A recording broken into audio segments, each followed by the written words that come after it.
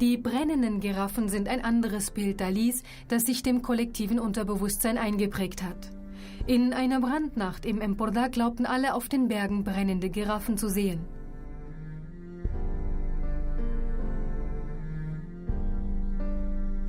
Jedoch hat die Bedeutung der brennenden Giraffen nichts mit einem Waldbrand zu tun.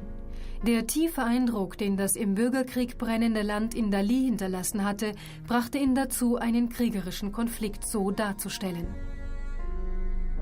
Überall stieg im gequälten Spanien der intensive Duft von Weihrauch auf, von Kasel, vom verbrannten Fett der Pfarrer und von dem spirituellen, geviertelten Fleisch, und er stieg bis zum Himmel mit dem gleichen Geruch des Orgasmus der Revolution.